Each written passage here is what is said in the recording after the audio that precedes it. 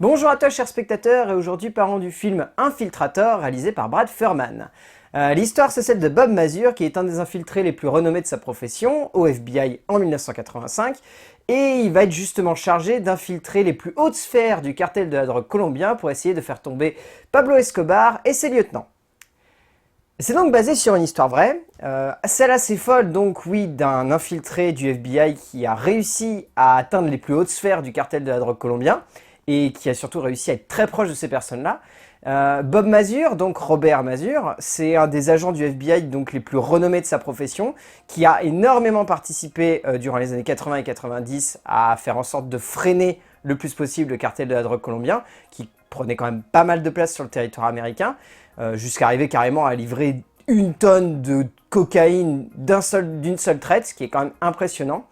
Et donc pour le coup, le film de Brad Furman, c'est vraiment un pur film d'infiltration, on est sur un film de genre à part entière. Mais le problème, c'est qu'on connaît pas mal ce genre. Et en ce moment, il est beaucoup utilisé. Genre, presque trop, en fait. Parce qu'entre Narcos à la télé, qui brasse l'histoire de Pablo Escobar, et pas mal de films dans la production audiovisuelle américaine qui ont justement essayé de raconter cette même histoire à chaque fois, on tourne un peu en rond. Et en fait, le problème, c'est que en soi, Infiltrator, ça raconte encore la même histoire. C'est juste qu'on change de point de vue. Et le film est un peu bancal là-dessus. C'est un petit peu dommage. Il n'est pas mauvais, loin de là. Il y a même plutôt plus de points positifs que négatifs.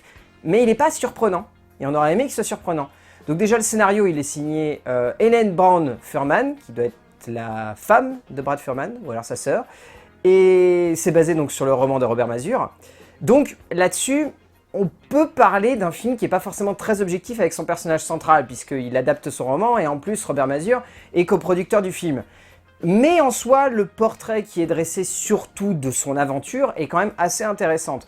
Le problème, c'est que le film est trop découpé en 2 parties. Et la première partie, elle est pas du tout intéressante, parce qu'on la connaît par cœur. On sait que Robert Mazur va galérer à se faire bien voir par les différents lieutenants Pablo Escobar. On sait qu'il va devoir remettre en cause ses idéaux pour pouvoir aller dans une autre direction et voir d'autres choses, et pouvoir surtout gagner la confiance de ces personnes-là. On sait tout ça, on sait qu'il va avoir des problèmes avec sa femme. En fait, dès que Helen Brown Furman arrive à placer tout ça, le film passe dans un autre long métrage, dans la 2e partie. Et là, c'est impressionnant. Mais vraiment impressionnant parce que le film, il est très bon parce qu'il joue sur un affect que vont avoir les actions des personnages sur le spectateur qui sort de nulle part et qui fait plaisir. C'est-à-dire qu'en gros, toute la 2e partie du film, ça veut nous duper.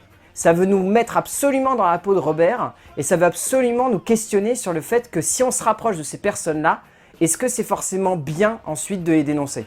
Et là, le film devient pervers parce qu'on sait que ces mecs-là, c'est des raclures. On sait que ces mecs-là, c'est des ordures qui vendent de la drogue à n'importe qui. Et pourtant, elle a réussi, Helen Brown Furman, à nous duper et à faire en sorte que quand on arrive dans cette 2e partie, on n'est pas forcément pour Robert Mazur, ou en tout cas, on comprend pourquoi il hésite. Et ça, c'est la plus grande ingéniosité du film, c'est d'arriver à totalement nous duper et nous embarquer dans un tout autre film, qui est plus un film d'infiltration, mais qui est un film avant tout humain. Et là, c'est intelligent. Et au niveau de la mise en scène, Brad Furman, il a un style. Brad Furman, il a vraiment explosé avec le film La Défense Lincoln, et ensuite, voilà, il y a eu Players, qui n'était pas forcément extraordinaire, mais qui avait un style visuel. Là, on est plus dans La Défense Lincoln, au niveau du style graphique, et le style est vraiment bien, parce qu'il est très brut de décoffrage, il est vraiment craspec, on sent que Furman, il aime bien le côté vraiment infiltré de sa caméra. C'est comme dans La Défense Lincoln, il y a ce côté vraiment brut, ce côté très franc, où on a cette sensation qu'on est à chacune des actions, juste à côté des personnages, qu'on est en train de vivre chaque instant avec eux. Et ça fonctionne vraiment bien parce que Furman, il aurait pu se dire « Oh, bah, je vais filmer ça de manière classique », mais il essaye vraiment de donner un aspect. Parfois même, il force trop. Et c'est peut-être son plus grand défaut, c'est qu'il veut trop forcer. Il y a des séquences où le travail du grain, le travail de la couleur, le travail du mouvement de la caméra, il est trop forcé et il en veut en faire presque trop au résultat. C'est un petit peu dommage parce que s'il édulcorait un tout petit peu son style, il arriverait vraiment à trouver ce juste milieu où il peut se permettre d'être un petit peu brut de décoffrage, mais en même temps d'avoir ce recul de mise en scène qui pourrait suffire à apporter vraiment ce côté immersif. Et ça donne 2-3 moments où il arrive à poser un truc classe, et il veut tellement en faire qu'il part dans des clichés esthétiques et graphiques qui sont vraiment lourds. Et voilà, on sent que Furman, il a envie de bien faire, mais qu'il en fait peut-être un petit chouïa trop, et qu'il devrait se calmer. Et puis le casting, par contre, là-dessus, il n'y a aucune faute, quoi. Il a vraiment choisi des belles gueules. Donc, rapidement, la bande originale, elle est géniale, parce qu'on a de tout dans la bande originale. On a The Who, on a des musiques qui reviennent tout le long du film, on a vraiment tout un jeu avec cette époque-là, et il y a plein de musiques qui sont vraiment cool, qui sont utilisées tout au long du film, et Curtis Mason, il y a plein de trucs, la musique de fin elle est trop cool, enfin voilà. Et au niveau du casting, donc, il n'y a que des gueules. Au niveau des gueules secondaires, Amy Ryan, John Leguizamo, Elena Anaya, tous ces mecs-là, ils sont vraiment excellents, ils sont très très bons, ils arrivent à camper des personnages avec beaucoup de force. Diane Kruger aussi est vraiment surprenante. Diane Kruger, elle a un personnage qui est pas forcément facile à jouer, mais elle le joue très très bien. Et il y a Bryan Cranston.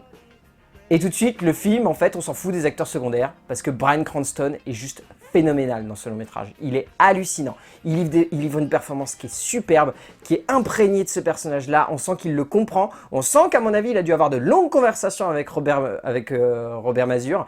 Et voilà, il est totalement possédé par le personnage. Ça donne lieu à des scènes qui sont vraiment jouissives. Et donc voilà, au final, The Infiltrator, malgré son titre un peu racoleur qui donne la sensation de voir un vieux film pourri des années 80, c'est un polar qui manque de justesse dans sa première partie, qui est totalement cliché et totalement surfait, mais qui arrive dans sa deuxième partie à nous surprendre, à nous emmener vers un autre film qui est beaucoup plus intéressant, emporté par un acteur vraiment cool. Donc si vous avez l'occasion d'aller voir Infiltrator de Brad Furman, allez-y, même si ça reste classique, ça reste quand même un moment de cinéma qui sort un peu de l'ordinaire et quand même assez surprenant. A plus!